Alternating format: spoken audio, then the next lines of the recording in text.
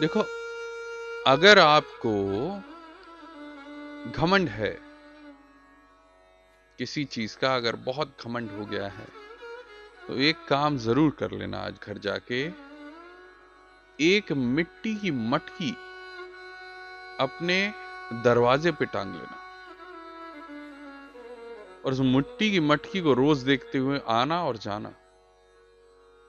और ये बात याद रखना, आखिरी में इसी मिटकी की मटकी में आपको रह जाना है। पूरे के पूरे जो भी आपने जीवन में कमाया है वो सब इसी में समा जाना है। जो साथ जाना है आपके मरने के बाद, सब कुछ, ये शरीर जिस पे आप घमंड करते हैं, इस शरीर से की हुई मेहनत जिससे आपको कुछ अर्जित हुआ है, ये सब इस मटकी में भर के चला जाना है। आपको लग रहा है कि आपने कुछ कार्य किया है, कुछ धर्म किया है, और इस बात का आपको घमंड हो जाए तो उस मटकी को देखिए। मैं आपको एक उदाहरण देता हूं कि मान लीजिए आप एक बस में बैठे हुए हैं, आपके बगल में कोई व्यक्ति बैठा हुआ है और खिड़की की तरफ से कोई भिखारी आपसे कुछ मांग रहा है।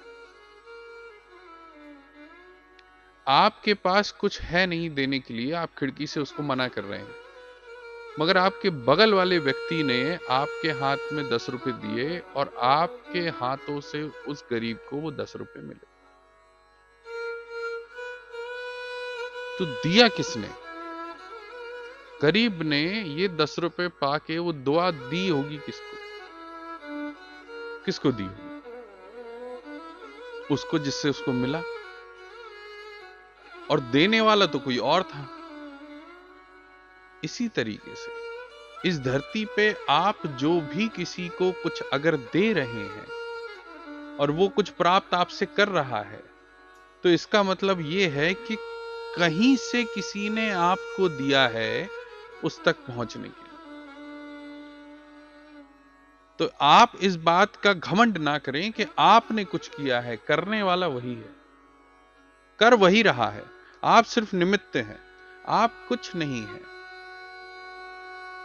और ये बात जब आपको पता चलेगी बहुत देर हो चुकी होती है।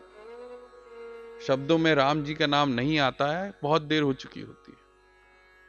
देर ना करें, राम श्रवण करें, नाम श्रवण करें। राम जी के नाम में बहुत शक्ति है।